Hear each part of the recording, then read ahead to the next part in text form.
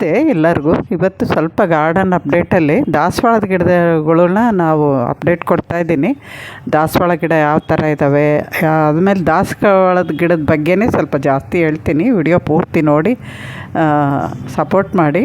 ನೋಡಿ, ಇವಾಗ ನಾನು ಬಂದಿದ್ದೀನಿ ಗಾರ್ಡನ್ಗೆ. ಸ್ವಲ್ಪ ನೀರು ಸ್ಪ್ರೇ ಮಾಡಬೇಕಾಗಿತ್ತು, ಅವತ್ತು ನೀರು ಹಾಕೋದಿರಲಿಲ್ಲ, ಅದಕ್ಕೆ ಸ್ಪ್ರೇ ಮಾಡೋಣ ಅಂತ ಬಂದು ಹಂಗೆ ದಾಸವಾಳದ ಗಿಡದನ್ನು ಅಪ್ಡೇಟು ಕೊಡೋಣ ಅಂತ ಕೊಡ್ತಾಯಿದ್ದೀನಿ. ಯಾಕೆಂದರೆ ಫೆಬ್ರವರಿ ಹತ್ರ ಬರ್ತಾ ಇದೆಯಲ್ಲ, ಫೆಬ್ರವರಿ ಹತ್ರ ಬರೋಷ್ಟೊತ್ತಿಗೆ ಆ ಗಿಡಗಳಿಗೆ ಯಾವ ಥರ ಚೇಂಜ್ ಆಗಿದೆ ಅಂತ ತೋರಿಸ್ತೀನಿ ನಿಮಗೆ.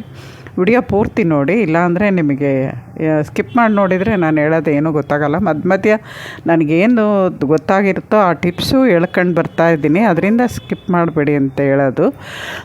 ಆದರೆ ಇವಾಗ ಗಾರ್ಡನಲ್ಲಿ ಬೇರೆ ಕೆಲಸ ಏನೂ ಮಾಡೋಕ್ಕಾಗ್ತಿಲ್ಲ. ನಾನು ಒಂದು ಸೈಡಿಂದ ಎಲ್ಲ ಕ್ಲೀನ್ ಮಾಡಾದಮೇಲೆ ಒಂದು ದಿನ ಹೋಗ್ತೀನಿ, ಒಂದು ರೌಂಡ್ ಹೋಗ್ತೀನಿ. ಹೋಗ್ಬಿಟ್ಟು ಸ್ವಲ್ಪ ನೀರು ಹಾಕೋದು, ನಮ್ಮ ಏನೇ ಮಾಡೋದು, ಸ್ಪ್ರೇ ಮಾಡೋದಿದ್ರೆ ಮಾತ್ರ ನಾನು ಮಾಡ್ತೀನಿ. ಆಮೇಲೆ ಏನಾರು ಔಷಧಿ ಹೊಡಿಯೋಂಗಿದ್ರೆ ನಾನು ಹೋಗ್ತೀನಿ. ನೋಡಿ, ಇಲ್ಲೆಲ್ಲ ದಾಸವಾಳದ ಗಿಡ ಇಟ್ಟಿದ್ದೀನಲ್ಲ, ಎಲ್ಲ ಕಡೆಯೂ ಚಿಗುರು ಬಂದು ಮೊಗ್ಗಾಗಿದ್ದಾವೆ. ನೋಡಿ, ಪ್ರತಿಯೊಂದು ಗಿಡನೂ ಚಿಗುರು ಬಂದು ಮೊಗ್ಗಾಗಿದ್ದಾವೆ. ಆದರೆ ಇವೆಲ್ಲ ಅರಳೋಕ್ಕೆ ಚಾನ್ಸೇ ಇಲ್ಲ, ಯಾಕೆಂದರೆ ಹಳಿಲಿ ತುಂಬ ಓಡಾಡ್ತಾ ಇದ್ದಾವೆ. ನಾವು ಹೋದಾಗೆ ಓಡಾಡ್ತವೆ.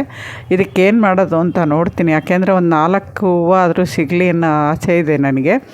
ಮುಂದೆ ಅದೇನಾದ್ರು ನಾನು ಏನು ಮಾಡ್ತೀನಿ, ಒಂದು ಸರಿ ಯಾವಾಗೋ ಈ ಥರ ಹೇಳಿದಾಗ ಒಬ್ರು ಯಾರೋ ಹೇಳಿದರು, ಯೂಸು ಕವರ್ಗಳು ಕಟ್ಬಿಡಿ ಅಂತ. ಕವರು ಇಷ್ಟು ಗಿಡಗಳಿಗೂ ಕಟ್ಟೋಕ್ಕೆ ಕಷ್ಟ. ನೋಡೋಣ ಯಾವ ಥರ ಆಗುತ್ತೆ ಅಂತ. ಬಟ್ಟೆ ಕಟ್ಟೋದು, ಕವರ್ಗಳು ಹಾಕೋದು ಅನ್ನೋದು ನೋಡ್ತೀನಿ. ಇವಾಗ ದಾಸವಾಳದ ಗಿಡದ ಅಪ್ಡೇಟ್ ಕೊಡ್ತೀನಿ. ಮತ್ತು ನಾನು ಮೊನ್ನೆ ಹೇಳಿದ್ದಕ್ಕೆ ದಾಸವಾಳದ ಗಿಡಕ್ಕೆ ಪ್ರೂನ್ ಮಾಡೋಕ್ಕೆ ಸೀಸನ್ ಇದೆಯಾ ಅಂತ ಕೇಳೋದಕ್ಕೆ ಒಬ್ಬರು ಯೂಟ್ಯೂಬರೇ ಇದು ನೋಡಿ, ಚೇಪೆಕಾಯಿ ಗಿಡ ಇಷ್ಟೇ, ಇದರಲ್ಲೇ ಬೆಸ್ಟ್ ಇದೆ, ತುಂಬ ಬೆಸ್ಟ್, ಕಮ್ಮಿ ಆಗಿದೆ ಅಂತ ಹೇಳಿದ್ನಲ್ಲ, ಇದೊಂದರಲ್ಲಿ ಇವಾಗ ಕಾಣಿಸ್ತು. ನಾನು ಡೈಲಿ ಓಡಾಡೋವಾಗ ಒಂದು ಸರಿ ಗಮನಿಸ್ಕೊಂಬಿಡ್ತೀನಿ ಯಾವುದ್ರಲ್ಲೂ ಇದೆಯಾ ಅಂತ. ಜಾಸ್ತಿ ಇದೆ ಅಂತ ಅನ್ನಿಸ್ದಾಗ ತಿರ್ಗಾ ಮಾರನೇ ದಿನನೇ ಅಥವಾ ಅವತ್ತು ಸಾಯಂಕಾಲನೇ ನಾನು ಯಾವುದಾದ್ರು ಸ್ಪ್ರೇ ಮಾಡ್ತೀನಿ. ಏನು ಜಾಸ್ತಿ ಇಲ್ಲ ಅಂದಾಗ ಕೈಯಿಂದನೇ ರಿಮೂವ್ ಮಾಡ್ತೀನಿ. ಅದಕ್ಕೆ ಡೈಲಿ ಒಂದು ಸರಿ ಎಲ್ಲ ಗಿಡಗಳು ಗಮನಿಸ್ಕೊಳ್ಳೋದು, ಎಲ್ಲ ಪ್ರೂನ್ ಮಾಡಿರೋವು ಹೆಂಗಿದ್ದಾವೆ, ಎಲ್ಲರೂ ಮತ್ತು ಬೇರೆ ಬೆಸ್ಟ್ ಅಟ್ಯಾಕ್ ಆಗಿದೆಯಾ ಅಂತ. ಯಾಕೆಂದರೆ ತರಕಾರಿ ಗಿಡಗಳು ಜಾಸ್ತಿ ಇಲ್ಲ, ಹಳೆ ಬದನೆ ಗಿಡ ಆಮೇಲೆ ಟೊಮೊಟೊ ಗಿಡ ಇರೋದ್ರಿಂದ ಬೆಸ್ಟ್ ಅಟ್ಯಾಕ್ ಆಗಿಲ್ಲ. ತರಕಾರಿ ಜಾಸ್ತಿನೇ ಬರುತ್ತೆ ಬೆಸ್ಟ್ಗಳು, ಅವಾಗವಾಗ ನೋಡ್ಕೋಬೇಕು. ಅದರಿಂದ ತುಂಬ ಜನ ತರಕಾರಿ ಬೆಳೆಸೋದು ಕಷ್ಟ ಅನ್ಸ್ಕೊತಾರೆ. ಆದರೆ ಡೈಲಿ ನೋಡ್ಕೊತಿದ್ರೆ ತರಕಾರಿ ಬೆಳೆಸೋದೇನು ಕಷ್ಟ ಅಲ್ಲ. ನಾನು ಹಳೆ ವಿಡಿಯೋಗಳು ನೋಡಿದವ್ರಿಗೆ ಗೊತ್ತಿರುತ್ತೆ, ನಾನು ಗಾರ್ಡನಲ್ಲಿ ಎಲ್ಲ ಥರ ತರಕಾರಿನೂ ಬೆಳೆಸ್ಕೊಂಡಿದ್ದೀನಿ, ಹಾರ್ವೆಸ್ಟ್ ಮಾಡೋವು ತೋರಿಸಿದ್ದೀನಿ. ನೋಡಿ, ಇಲ್ಲೆಲ್ಲ ಇದು ದಾಸವಾಳ ತೋರಿಸಾಯ್ತಲ್ಲ, ಇದೂ ಅಷ್ಟೇ ದಿನ ಅರಳುತ್ತಾ ಇದ್ದಾವೆ. ಇದು ಪೂರ್ತಿ ಮೊಗ್ಗೆಲ್ಲ ಆಗೋಗುತ್ತೆ, ತೋರಿಸ್ತೀನಿ. ಒಂದೇ ಒಂದು ಮೊಗ್ಗಿದೆ ಒಂದರಲ್ಲಿ, ಆ ಮೊಗ್ಗಾಗೋಗತ್ಲೆ ಕೆಳಗಡೆಯಿಂದ ಅದು ಬ್ರಾಂಚಸ್ ಕಟ್ ಮಾಡಬೇಕು.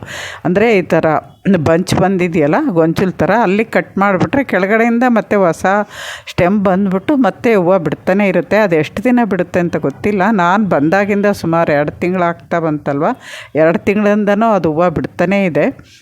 ಇವಾಗ ಚಿಗುರುಗಳು ಹೊಸ ಚಿಗುರು ಬಂದಿರೋದು ನಿಮಗೆ ಕಾಣಿಸ್ತಾ ಇರ್ಬೋದು. ಯಾಕೆಂದರೆ ನಾನು ಇಂಡಿಗಳದ್ದು ಸ್ವಲ್ಪ ಎಲ್ಲ ರಿಕ್ವಿಡೇ ಜಾಸ್ತಿ ಕೊಡ್ತಾಯಿದ್ದೀನಿ. ಅಂದರೆ ಸಪ್ರೇಟು ನಾನು ಬೇರೆ ತಂದುಬಿಟ್ಟು ಏನು ಕೊಡ್ತಾಯಿಲ್ಲ, ಅಥವಾ ಇನ್ನು ಜಾಸ್ತಿ ಮಾಡಿಟ್ಟಿರೋದು ಇಲ್ಲ ನನ್ನ ಹತ್ರ. ಅದಕ್ಕೆ ಜಾಸ್ತಿ ಬಾಳೆಹಣ್ಣಿಂದು ಇದೆ. ಇವಾಗ ಸದ್ಯಕ್ಕೆ ಬಾಳೆಹಣ್ಣಿಂದು ಕೊಡೋಕ್ಕೋಗಲ್ಲ, ಫೆಬ್ರವರಿ ಮೇಲೇ ಕೊಡ್ತಾಯಿದ್ದೀನಿ. ಏನಂದರೆ ಇದು ಇಂಡಿಗಳದ್ದು ನೆನೆಸಿದ್ದು ವೇಸ್ಟ್ ಇತ್ತಲ್ಲ, ಅಂಥದ್ರಲ್ಲೇ ಸ್ವಲ್ಪ ಕಿಚನ್ ವೇಸ್ಟು ಈ ನಡುವೆ ಬಾಳೆಹಣ್ಣಿನ ಸಿಪ್ಪೆ ಇರುತ್ತಲ್ಲ ಇವಾಗ ತಿಂದಿರೋದು, ಅವನ್ನೆಲ್ಲ ಸ್ವಲ್ಪ ಹಾಕಿ ಕೊಡೋಣ ಅಂದ್ಕೊಂಡಿದ್ದೀನಿ. ಯಾಕೆಂದರೆ ವಾರದಾಗ 1 ಸರಿ 2 ಸರಿ ಕೊಡೋದ್ರಿಂದ ಗಿಡಗಳು ಬೇಗನೆ ಚೇತರಿಸ್ಕೊಳ್ತವೆ.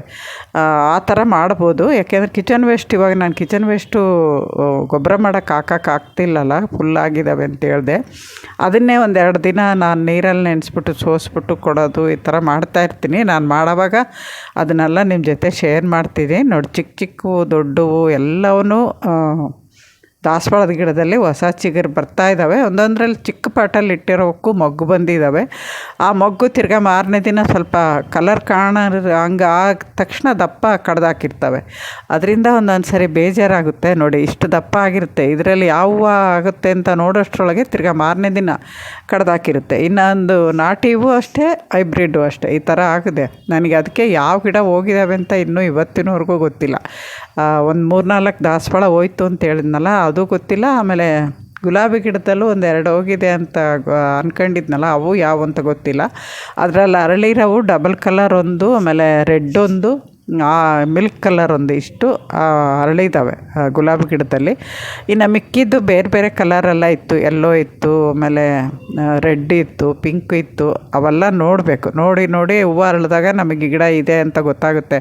ಆರೆಂಜ್ ಅಂತೂ ಇದೆ, ಆರೆಂಜ್ ಆ ಸೈಡ್ ಇಟ್ಟಿದ್ದೆ ಇದೆ ನೋಡಿ. ಇದು ಡಬಲ್ ಕಲರು, ಫಸ್ಟ್ ತಂದಿದ್ದು ನಾನು ಚಾನಲ್ ಮಾಡೋಕ್ಕಿಂತ ಮುಂಚೆನೇ ತಂದಿದ್ದದು. ಗಿಡ ಚೆನ್ನಾಗಿ ಹೂವು ಬಿಡುತ್ತದು, ಜಾಸ್ತಿನೇ ಹೂವು ಬಿಡುತ್ತೆ, ಡಬಲ್ ಕಲರ್ ಇರುತ್ತೆ.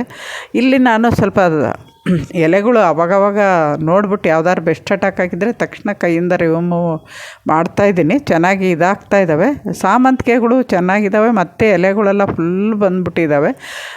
ಅಲ್ಲಿ ಸ್ವಲ್ಪ ಎಲೆಗಳು ತೆಗಿಯೋಣ ಅಂತಂದರೆ ನೋಡಿ ಈ ಥರ ಇಟ್ಬಿಟ್ಟಿದ್ದಾರೆ, ಅಲ್ಲಿ ಕುತ್ಕೊಂಡು ಏನೂ ಮಾಡೋಕ್ಕಾಗಲ್ಲ. ಅದಕ್ಕೆ ಇವಾಗ ನೀರೊಂದೇ ಸ್ಪ್ರೇ ಮಾಡ್ಕೊಂಡು ಈ ಥರ ನೀರು ಸ್ಪ್ರೇ ಮಾಡೋದ್ರಿಂದ ನನಗೆ ಆದಷ್ಟು ಬೆಸ್ಟ್ ಅಟ್ಯಾಕು ಕಮ್ಮಿಯಾಗಿದೆ ಅನಿಸುತ್ತೆ. ಮೊದಲು ಸ್ಟಾರ್ಟಿಂಗಲ್ಲಿ ಎಷ್ಟಿತ್ತಲ್ವ, ಇವಾಗ ಅಸಲು ಎಲ್ಲೋ ಒಂದೊಂದು ಕಣ್ಣಿಗೆ ಕಾಣಿಸುತ್ತೆ, ಅದು ಬಿಟ್ಟರೆ ಎಲ್ಲೂ ಇಲ್ಲ. ನೋಡಿ ನಾನು ಈ ಥರ ಓಡಾಡ್ಕೊಂಡು ವಿಡಿಯೋ ಮಾಡೋವಾಗಲಿ ಅಥವಾ ಓಡಾಡೋವಾಗಲಿ ನನ್ನ ಕಣ್ಣಿಗೆ ಕಂಡ್ರೆ ಆಗಲೇ 1-2 ಇದ್ದರೆ ಕ್ಲೀನ್ ಮಾಡಿಬಿಡ್ತೀನಿ, ತೆಗೆದು ಬೇರೆ ಕಡೆ ಬಿಸಾಕ್ತಾಯಿದ್ದೀನಿ. ಇವಾಗ ಗಾರ್ಡನ್ ವೇಸ್ಟು ನಾವು ಶೇಖರಣೆ ಮಾಡ್ತಿಲ್ಲ, ಯಾಕೆಂದರೆ ಅದನ್ನು ಶೇಖರಣೆ ಮಾಡೋಕ್ಕೆ ಎತ್ತಿಡೋಕ್ಕೆ ಮತ್ತು ಕಷ್ಟ ಆಗುತ್ತೆ ಅಂತ ಹೇಳ್ಬಿಟ್ಟು ಇವಾಗ ಸದ್ಯಕ್ಕೆ ಒಂದು 3 ಟಬ್ಬಲ್ಲಿ ಮಾಡಿಟ್ಟಿರೋದು ಬಿಟ್ಟರೆ ಮತ್ತೆ ಏನು ಎಲ್ಲನೂ ಆಚೆನೇ ಎಸಿತಾ ಇದ್ದೀವಿ. ಈ ಥರ ಆಗಿದೆ ನೋಡಿ ಎಲ್ಲ ಗಾರ್ಡನು. ಇವಾಗ ಎಲ್ಲ ಫ್ರೇ ಮಾಡಿದ ಮೇಲೆ ತೋರಿಸ್ತಾ ಇದ್ದೀನಿ. ಎಷ್ಟು ಹಸ್ರಾಗಿ ಕಾಣಿಸ್ತಾ ಇದೆ, ನಿಮಗೆ ವಿಡಿಯೋದಲ್ಲಿ ಎಷ್ಟು ಚೆನ್ನಾಗಿ ಕಾಣುತ್ತೋ ಗೊತ್ತಿಲ್ಲ.